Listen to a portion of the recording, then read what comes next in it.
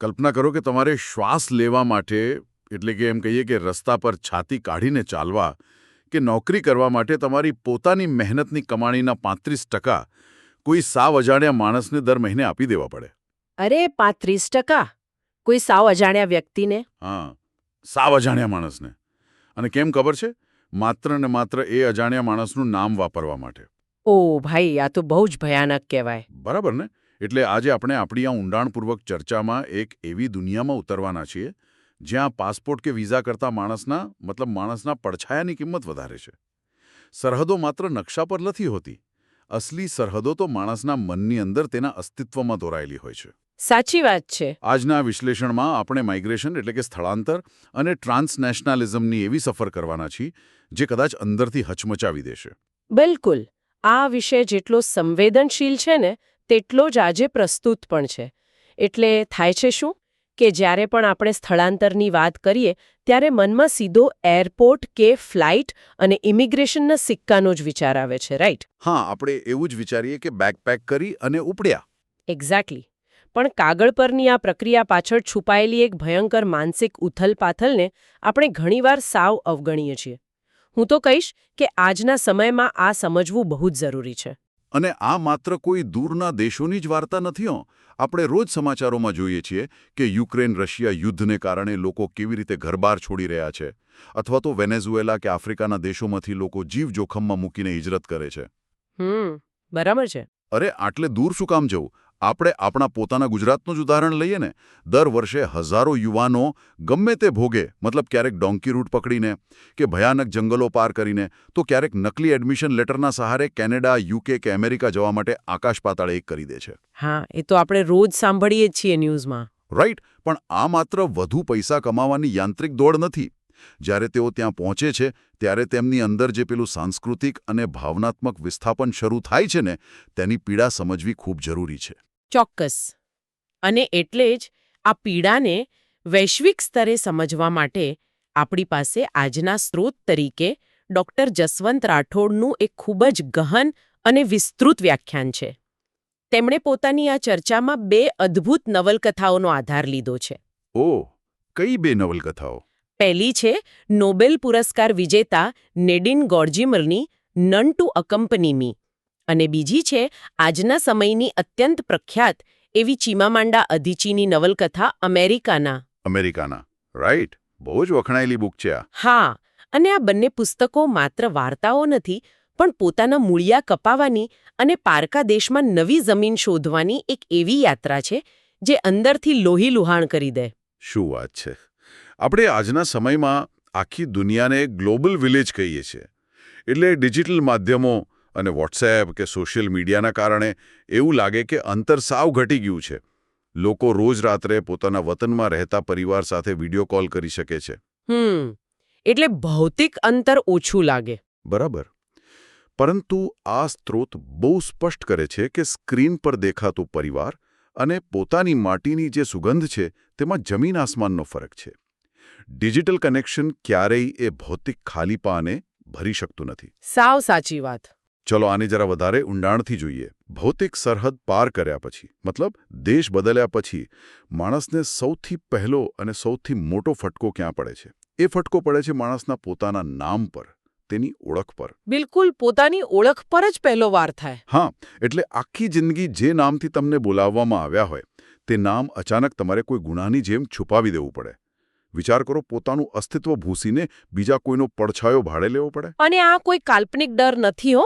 જે નેડિન ગોર્ડિમરની નવલકથા છે ને, તેમાં આપણે સાઉથ આફ્રિકાના અપાર્થેડ એટલે કે રંગભેદના કાળા સમયગાળાની પીડા જોઈએ છીએ. પેલો 1976નો સમય? હા, એક્ઝેક્ટલી. 1977ના સોવેટો બળવા પછીની આ વાત છે. એમાં સિબોંગીલે અને તેનો પતિ ડિડિમસ મકોમા નામના પાત્રો છે. આ બંને પ્રખર દેશભક્ત છે, પણ પોતાનો જીવ બચાવવા તેમણે દેશ નિકાલ ભોગવવો પડે છે અને તેઓ લંડન પહોંચી જાય છે. ઓહ, લંડન? હા, પણ લંડનની સુરક્ષિત ગણાતી ભૌગોલિક સરહદોમાં હોવા છતાં તેમનું મન ક્યારેય સુરક્ષિત નહોતું. પણ એવું કેમ? હું એ વિચારતો હતો કે લંડનમાં તો રંગભેદી સરકાર નહોતી ને, તો પછી ત્યાં શેનો ડર? સરકાર નહોતી એ વાત સાચી, પણ પેલા રંગભેદી શાસકોના હાથ બહુ લાંબા હતા. લંડનમાં પણ તેમને સતત એ જ ડર સતાવતો હતો કે ક્યાંક કોઈ જાસૂસ તેમને શોધી કાઢશે અને મારી નાખશે. અરે બાપરે. હા, અને આ સતત ભયના ઓથાર હેઠળ જીવવા માટે તેમને પોતાના અસલી નામો સાવ છુપાવી દેવા પડ્યા. તેમને કોડ નેમ્સ એટલે કે નકલી નામો આપવામાં આવ્યા. લેખિકા અહીં બહુ જ માર્મિક વાત કરે છે. શું કહે છે લેખિકા? તે કહે છે કે માણસનું સાચું નામ એ માતૃભૂમિની માટી સાથે જોડાયેલી પેલી ગર્ભનાળ હોય ને એના સમાન છે. જ્યારે તમે તમારું નામ ગુમાવો છો ત્યારે તમે તમારું મૂળ ગુમાવો છો. ઓહ, બહુ જ પાવરફુલ વાત છે આ. ગર્ભનાળ કપાઈ જવી? બિલકુલ. અને વર્ષો પછી જ્યારે રંગભેદનો અંત આવે છે અને આ દંપતી દક્ષિણ આફ્રિકા પાછું ફરે છે ને ત્યારે જ તેમને પોતાના અસલી નામો પાછા મળે છે. આનો અર્થ એ થયો કે નામ પાછું મેળવવું એ જાણે પોતાનો જીવ કે પોતાનો શ્વાસ પાછું મેળવવા જેવું હતું. પણ આ તો ભૂતકાળના રાજકીય શરણાર્થીઓની વાત થઈ, રાઈટ? હા, એ સમયનો સંદર્ભ અલગ હતો. પણ આજના આધુનિક સમયમાં પણ આ ઓળખની ચોરી એટલી જ ભયાનક છે. પેલી ચીમામાંડા અદિચીની નવલકથા છે ને, અમેરિકાના, તેમાં ઓબિન્ઝે નામના પાત્રની વાર્તા આનું જ્વલંત ઉદાહરણ છે. અરે હા, ઓબિન્ઝેની વાર્તા તો બહુ જ કરુણ છે. હા, તે નાઇજીરિયાથી લંડન જાય છે. હવે કાયદેસર કાગળો મેળવવા માટે તેની પાસે કોઈ રસ્તો નથી હોતો. એટલે તે શું કરે છે ખબર છે? શું કરે છે? તે ક્લોટિલ્ડે નામની એક સાવ અજાણી સ્ત્રી સાથે નકલી લગ્ન કરે છે, જેને આપણે શેમ મેરેજ કહીએ છીએ ને એવું. માત્ર નકલી લગ્ન જ નહીં હો, તેના રોજિંદા અસ્તિત્વનો સંઘર્ષ તો એનાથી પણ વધુ ક્રૂર છે એમાં. હા, એ તો છે જ. લંડનમાં કયા પણ કામ કરવા માટે, પોતાનું પેટ ભરવા માટે તેને એક નકલી આઈડીની જરૂર પડે છે. તે વિન્સેન્ટ ઓબી નામના એક બીજા માણસની ઓળખનો ઉપયોગ કરે છે. અને આ જ વાત આપણી શરૂઆતમાં કરી હતી. આ નકલી આઈડી વાપરવા માટે ઓબિન્ઝે પોતાની પરસેવાની કમાણીનો 35% હિસ્સો પેલા અસલી વિન્સેન્ટને કમિશન તરીકે આપવો પડે છે. હા, 35%. મહેનત બધી ઓબિન્ઝેની અને કમાણી પેલો લઈ જાય. બરાબર. અને આપણે આપણી આસપાસ પણ આ જ હતાશા જોઈએ છે. આપણા ઘણા ગુજરાતી વિદ્યાર્થીઓ જો પશ્ચિમના દેશોમાં જાય છે, તેમની પાસે કાયદેસર કામ કરવાના કલાકો મર્યાદિત હોય છે. હા, પેલું 20 કલાક કેવું કંઈક લિમિટ હોય છે, રાઈટ? એક્ઝેક્ટલી. એટલે વધુ કમાવા માટે તેઓ રોકડમાં સાવ ઓછા વેતને ભોયરાઓમાં કામ કરે છે. દરરોજ સવારે જ્યારે તેઓ ઘરની બહાર નીકળે છે ત્યારે એક સતત ડર હોય છે કે ક્યાંક પોલીસ પકડી લેશે કે ક્યાંક ડિપોર્ટ થઈ જવાશે, એટલે કે પાછા ધકેલી દેવાશે. એકદમ સાચી વાત. સારો પિનકોડ મેળવવા માટે અને આર્થિક સમૃદ્ધિ માટે પોતાનું અસ્તિત્વ ખોઈ બેસવાની આ કેટલી મોટી કિંમત છે. બહુ જ મોટી કિંમત છે. જ્યારે કોઈ માણસ પોતાની જોડક બજારમાં આમ હરાજી પર મૂકી દે છે ને ત્યારે તેનો આત્મા ધીમે ધીમે મરવા જ લાગે છે. હવે આ એક બહુ મોટો અને જટિલ પ્રશ્ન ઊભો કરે છે. કેવો પ્રશ્ન? જો વિદેશમાં જયા પછી માણસ પોતાની અસલી ઓળખ સાથે જીવી નથી શકતો, તેના પોતાના નામો ભૂસાઈ જાય છે અને નવા દેશની સિસ્ટમ તેને પૂરી રીતે સ્વીકારતી નથી, તો પછી આ માણસ હકીકતમાં છે ક્યાં? બરાબર છે. ન તો તે પોતાના વતનનો રહ્યો, ન તો તે આ નવા દેશનો પૂરો હિસ્સો બની શક્યો. તો તેનું અસલી સરનામું શું છે? સમાજશાસ્ત્ર અને સાહિત્યના સિદ્ધાંતોમાં અને બહુ સુંદર રીતે સમજાવવામાં આવ્યું છે. આમાં પ્રોફેસર રેનર બાઉબોક અને થોમસ ફાઇસ્ટ તેમજ એડવર્ડ સઈદ અને હોમી ભાભા જેવા વિદ્વાનોના મતે જોવા જઈએ ને તો આ વ્યક્તિ એક અદૃશ્ય જગ્યામાં જીવે છે. અદૃશ્ય જગ્યા એટલે કેવી? આ જગ્યાને તેઓ થર્ડ સ્પેસ અથવા ત્રીજી જગ્યા કહે છે. ઓહ, થર્ડ સ્પેસ. આ શબ્દ જ સમજવો બહુ રસપ્રદ છે. હા, તે બે સંસ્કૃતિઓ વચ્ચેની જગ્યા છે.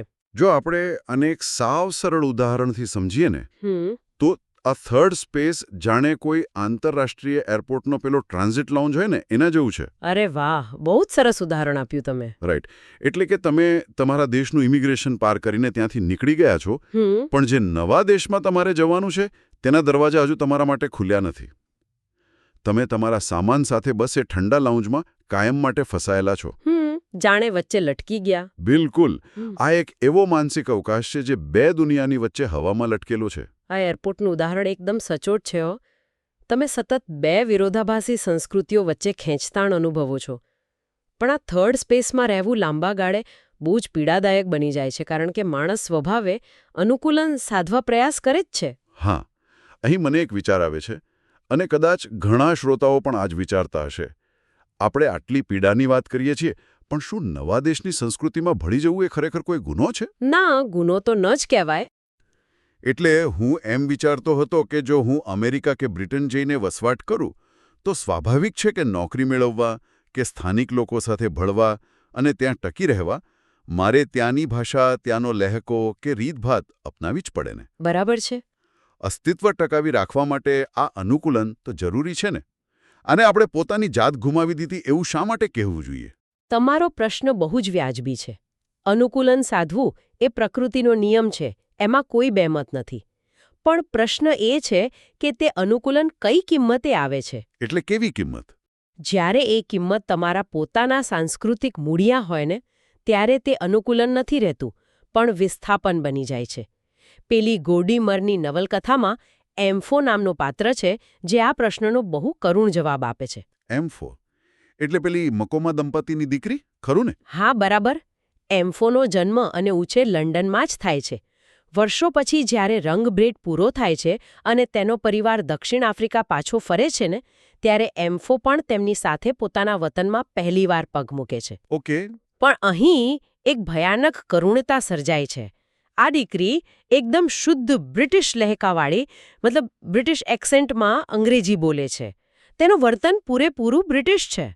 તેમાં ખોટું શું છે? એ ત્યાં જ મોટી થઈ છે. ખોટું એ છે કે તે પોતાની જ માતૃભાષા જેમ કે ઝુલુ કે ખોસા ભાષા સાવ ભૂલી ચૂકી છે કે કદાચ તેને ક્યારે આવડતી જ નહોતી. તેને પોતાના જ ઘરમાં, પોતાના જ દેશમાં પોતાની માતૃભાષા શીખવા માટેના વર્ગોમાં જવું પડે છે. અરે રે, આ તો સાવ એવી વાત થઈ કે તમે પોતાના જ ઘરમાં મહેમાન બની ગયા. પોતાના જ લોકો વચ્ચે અજાણ્યા થઈ જવું, એમ ને? હા, બિલકુલ. સાહિત્યિક સિદ્ધાંતોમાં પેલો જે હોમી ભાભાનો સિદ્ધાંત છે ને તે આ જ પ્રક્રિયાને હાઇબ્રિડિટી અથવા મિક્રી કહે છે. મિક્રી એટલે નકલ કરવી. હા, મિક્રી એટલે નકલ કરવી. વસાહતી કે શાસક વર્ગની નકલ એટલી હદે કરવી કે તમે ધીમે ધીમે તમારું અસલી સ્વરૂપ જ ગુમાવી દો. ઓહ, સમજાયું. તમે વિદેશી સંસ્કૃતિનો મુખવટો એટલા લાંબા સમય સુધી પહેરી રાખો છો કે એક દિવસ તમને ખ્યાલ આવે છે કે તમારો અસલી ચહેરો જે મુખવટા જેવો થઈ ગયો છે. માતૃભાષા ગુમાવવી એ માત્ર શબ્દો ગુમાવવા નથી, તે એક આખી પેઢીની સંસ્કૃતિ અને ઇતિહાસનો નાશ છે. બાપરે, આ તો એક બહુ જ ઊંડો સાંસ્કૃતિક ઘા કહેવાય. જો ભાષા ગુમાવવી કે પોતાનું નામ ગુમાવવું એ એક પ્રકારની માનસિક અને સાંસ્કૃતિક ગુલામી છે, તો પછી કોઈ આ ગુલામી સામે લડી કેવી રીતે શકે? લડી શકાય, એના રસ્તા છે. પણ જ્યારે આખી સિસ્ટમ તમને દબાવી રહી હોય ત્યારે શું પ્રતિકાર કરવાનો એકમાત્ર રસ્તો હથિયારો ઉઠાવવાનો છે? શું હિંસા વિના પોતાની ઓળખ બચાવવી શક્ય છે ખરી? બિલકુલ શક્ય છે. અને આનો સૌથી સશક્ત જવાબ આપણને અદિચીની નવલકથાના મુખ્ય પાત્ર ઇફેમેલુ પાસેથી મળે છે. ઇફેમેલુ, પેલી નાઇજીરિયન છોકરી. હા, ઇફેમેલુની વાર્તા એ બતાવે છે કે પ્રતિકાર માત્ર યુદ્ધના મેદાનમાં નથી થતો. તે રોજિંદા જીવનમાં, કોર્પોરેટ ઓફિસોમાં અને બ્યુટી પાર્લરમાં પણ થઈ શકે છે. બ્યુટી પાર્લરમાં પ્રતિકાર, શું વાત છે! ઇફેમેલો જ્યારે નાઇજીરિયાથી અમેરિકા જાય છે ત્યારે તેની સાથે જે થાય છે તે સાંભળીને જ આધુનિક સમાજની વરવી વાસ્તવિકતાનો ખ્યાલ આવે છે. હા, તમે જુઓ, જ્યારે તે નાઇજીરિયામાં હતી ને ત્યારે તેણે ક્યારેય એવું વિચાર્યું જ નહોતું કે તેનો રંગ કાળો છે. હા, કારણ કે ત્યાં બધા જેવા હતા. ત્યાં તેની ઓળખ તેના નામ અને કામથી હતી, રાઈટ? એક્ઝેક્ટલી. પણ અમેરિકામાં પગ મૂકતા જ તેને પહેલીવાર ખબર પડે છે કે તે બ્લેક એટલે કે અશ્વેત છે. ત્યાંની આખી સામાજિક વ્યવસ્થા માણસની કિંમત તેની ચામડીના રંગ પરથી જ નક્કી કરે છે. અને આ વંશવાદ જૂના જમાના જેવો આમ ખુલ્લો નથી. તે બહુ સૂક્ષ્મ અને છૂપો છે. કોઈ સીધી ગાળ નહીં આપે. પણ જેમ સ્ત્રોતમાં જણાવાયું છે ને તેમ ત્યાં કોઈને ફેટ એટલે કે જાડું કહેવું એ પણ એક બહુ મોટું અપમાન છે. હા, માઇક્રો અગ્રેશન કહેવાય આને. બરાબર. શારીરિક દેખાવના આધારે માણસને જજ કરવાની આખી એક સિસ્ટમ છે. અને પેલી જે જોબ ઇન્ટરવ્યૂવાળી ઘટના છે તો જુઓ, એ ઘટનામાં તો સ્પષ્ટ દેખાય છે કે આધુનિક ગુલામી કોને કહેવાય. અરે, એ ઘટના તો ખરેખર નવલકથાનો આત્મા છે. ઇફેમેલુ જ્યારે અમેરિકામાં એક કોર્પોરેટ જોબ ઇન્ટરવ્યૂ માટે જવાની હોય છે ત્યારે તેને સ્પષ્ટ કહેવામાં આવે છે કે તેના જે આફ્રિકન ચોટલા છે ને, પેલી વાળની ગૂંથણી, હા, જે તેના કુદરતી વાળની ગૂંથણી છે તે અમેરિકન કોર્પોરેટ જગતમાં અનપ્રોફેશનલ લાગે છે. ઓ ગોડ! જો તેને નોકરી જોઈતી હોય તો તેણે પોતાના વાળમાં સખત રસાયણો નાખીને તેને સીધા એટલે કે રિલેક્સ કરવા જ પડશે. આ વાત સાંભળવામાં કદાચ સામાન્ય લાગે કોઈને, પણ વિચાર કરો કે તમારા કુદરતી અસ્તિત્વને જ અનપ્રોફેશનલ ગણવામાં આવે. પોતાના વાળ સીધા કરવા માટે જ્યારે આ રસાયણો માથા પર લગાવવામાં આવે છે ને, ત્યારે ચામડી બળવા લાગે છે, અસહ્ય શારીરિક પીડા થાય છે. હા, એ પીડા બહુ જ ભયાનક વર્ણવી છે બુકમાં. અને આ માત્ર શારીરિક પીડા નથી હો. આ તો તમને અંદરથી એવું મહેસૂસ કરાવવાની રમત છે કે તમારું કુદરતી સ્વરૂપ જ ખામીયુક્ત છે. તમારે સ્વીકૃતિ મેળવવી હોય તો અમારા જેવા દેખાવું પડશે. આ તો સીધો મગજ પર કબજો કરવાની વાત થઈ. આજના સમયનો આ એક બહુ જ ખતરનાક માનસિક સંસ્થાનવાદ છે. બિલકુલ સાચી વાત છે તમારી. અને આ જ બિંદુ પરથી એફએમએલનો પ્રતિકાર શરૂ થાય છે. બિલ એશક્રોફ્ટ નામના વિદ્વાન આને બહુ સુંદર નામ આપે છે. તેઓ આને વૈચારિક પ્રતિકાર એટલે કે આઇડિયોલોજીકલ રેઝિસ્ટન્સ કહે છે.